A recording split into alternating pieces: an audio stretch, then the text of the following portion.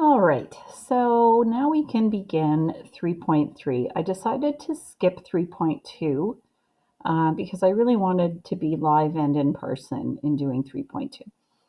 It's brand new information for you, as was 3.1. But 3.3 is going to feel a little more familiar. So I wanted to do this one while I'm away and save 3.2 to do with you live. Okay, so let's skip to 3.3 for now. I'm sure you know from as early as grade 9, perhaps earlier, that binomial means two terms, or a polynomial with two terms. So we're going to look very specifically at the binomial theorem. This theorem works only for binomials. All right, so expanding a plus b squared is something you have done many, many times in your life. A plus b squared means a plus b times a plus b. So if you FOIL that out,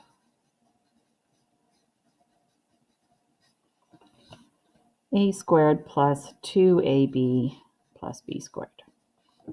Easy peasy. All right, let's try a plus b cubed. It's still a binomial, but now we're cubing it. Considering that we've already expanded this one, I'm going to write a plus b cubed as a plus b squared. Actually, no. A plus b times another a plus b squared. So I have the exponent 1 on this one and 2 on this one. When the bases are the same and you're multiplying, you add the exponents. So these are still equivalent to a plus b cubed. And the reason I wrote it like that was because I want to take my a plus b and multiply it by my a plus b squared, which I've already expanded over here.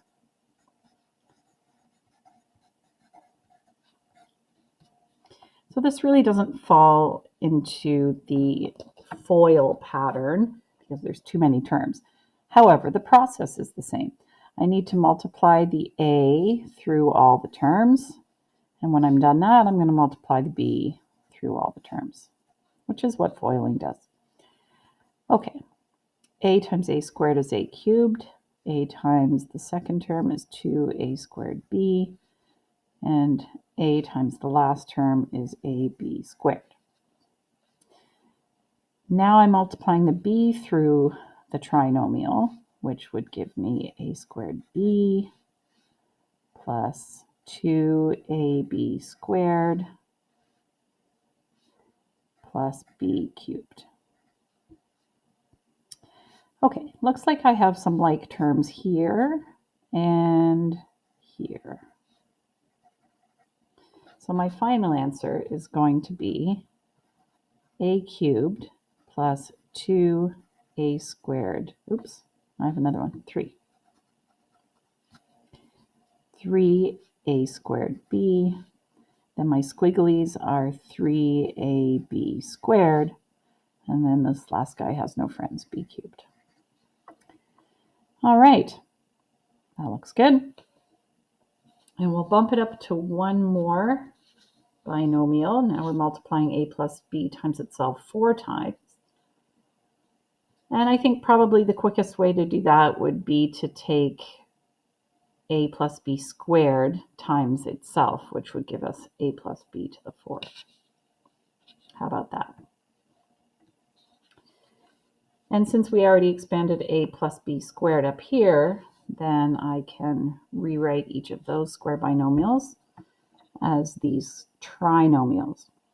And then expanding that, same process. A squared has to multiply through all of these, then 2ab has to multiply through all of these, and then b squared has to multiply through all of these. And when you do that, you get this. So I'm going to suggest that you pause the video for a minute. Actually, let me cover that back up. Pause the video. You guys expand it yourself, and then when the class looks ready, you can resume the video and check it against mine. Press pause.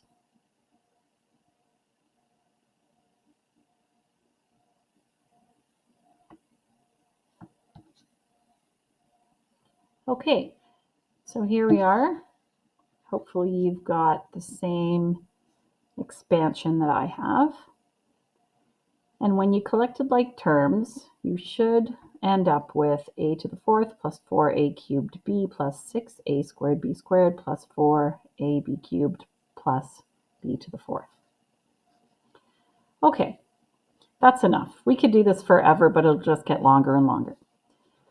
So instead of needing more to figure out what the binomial theorem might be, let's study the pattern that we can already see developing here.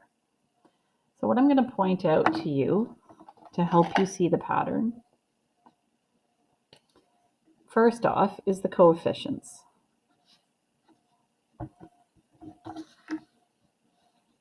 1, 2, 1 are the coefficients here. The coefficients in this one are 1, 3, 3, 1. 1, 3, 3, 1 sounds a little familiar. I wonder where I've heard that before. 1, 4, 6, 4, 1. Sounds familiar. I wonder where. Maybe you have already guessed. So that's one thing I want to point out. The next thing I want to point out is the pattern in the exponents. Let's look back here at this one. A squared. This is a to the 1. And there is no a term in here, but if I had to put one in this term, the only exponent I could put on it would be 0, because anything to the 0 has a value of 1, and if I tack it onto this term, I may not change the value of this term, and multiplying by 1 does not change the value. The only reason I would put that on here is for you to recognize that the exponents on the a are going from 2, which, by the way, is the expansion that we did, 2, 1, and 0. If we look at the exponents on the b, well, I'll label this one here. It looks like we've got a 1 and a 2, but we don't have a b here. Well, you know what? If we want to add one in, we would have to put an exponent 0 for the exact same reason as over here. The value of b to the 0 is 1, which doesn't change the value of this term. So now look at the exponents on the b's. 0, 1, 2. Interesting. Let's see. I'm going to move this a little closer. Let's see if that pattern holds for a plus b cubed. The a goes from a power of 3 to 2 to 1 to 0 if I fill it in.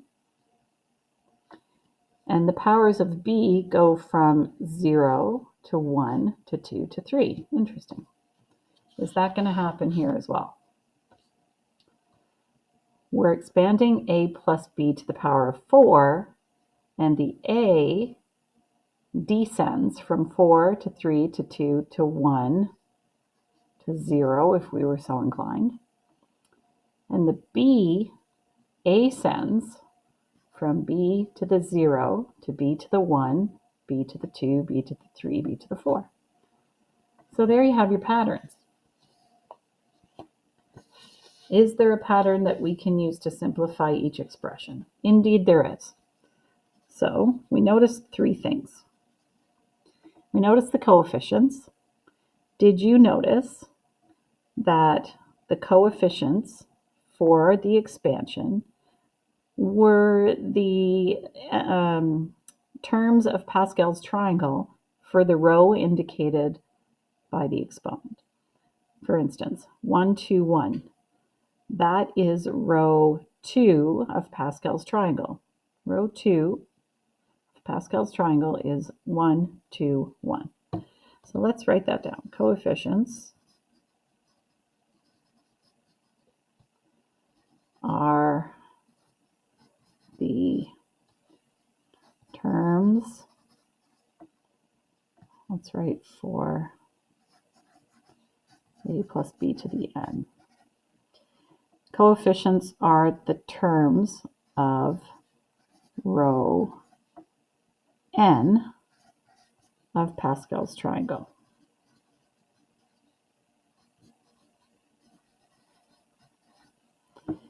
And I'm saying n here because it works for any of them. We had n is 2 here, and this is row 2, 1, 2, 1. We have 3 here. Coefficients are 1, 3, 3, 1. Those are the terms of row 3. We have a 4 here. The terms of row 4 are 1, 4, 6, 4, 1. So it doesn't matter what you're expanding the binomial by in terms of its exponent, you're still going to get coefficients equal to the terms of that row in Pascal's triangle. Okay, so that was one thing we noticed. We also noticed that the A values, powers of A descend from n to 0. And we notice that the powers of B ascend from 0 to n.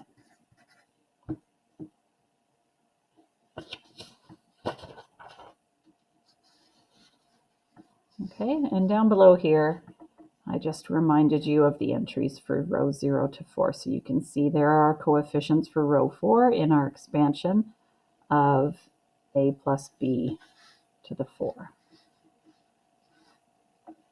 1, 4, 6, 4, 1, 1, 4, 6, 4, 1. Very cool. Now, so what that means is when we have a larger exponent on a binomial, we don't have to keep expanding and expanding and expanding. We can use the shortcut, which is this stuff. So let's do that. On the top of the next page, I have the formal definition or formula for the binomial theorem. I will never ask you to recreate this. What I really want you to do is just inspect it and recognize that right here we're getting the terms of row n, where n is the power on the binomial. Then we have the first term of the binomial raised to the power of n, and then all of its exponents decrease by 1 each time until you get to the end where you have a to the 0. And conversely, b's start at b to the 0 and increase by 1 until you reach the n value. That's the long way to write it out. This is the short way to write it out. But again, I'm never going to ask you to reproduce that. I'm just going to ask you to expand stuff. So let's expand a plus b to the 5. And we're not going to write a plus b times a plus b times a plus b times a plus b times a plus b and FOIL all that and expand all that. We're just going to use binomial theorem. So what that allows us to do is pull out the rows, or the coefficients from row 5 as our starting point. And then we can descend the powers of A from 5 to 0 and ascend the powers of B from 0 to 5. So pause the video and do that.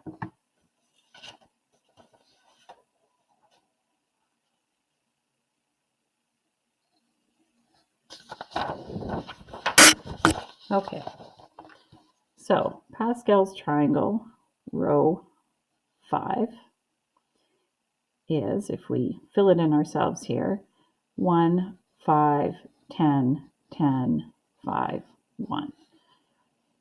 So because we have a binomial raised to the power of 5, these are the coefficients we use for the term. 1, 5, 10, 10, 5, 1.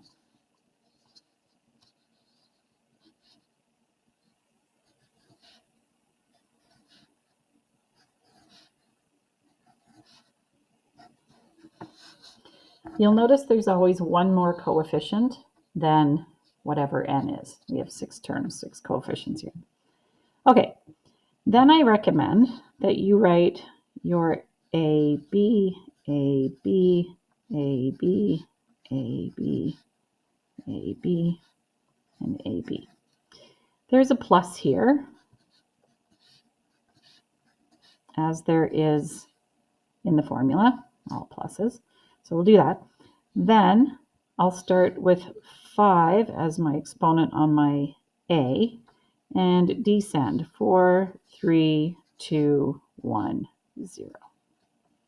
For the b's, I'll start at 0 and ascend 1, 2, 3, 4, 5. And there you have it. However, the value of this is 1 and the value of this is 1. So you could write this expansion to look like this. Just a little tidier.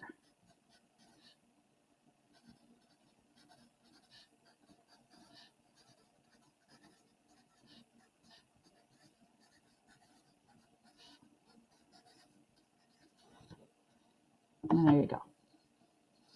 Trying to not make this crooked, but I'm finding it difficult. There we go. Okay, I hope you got that. But what happens when your binomials are not just A and B? I'm going to stop this video because it's already 16 minutes long and they take forever to upload.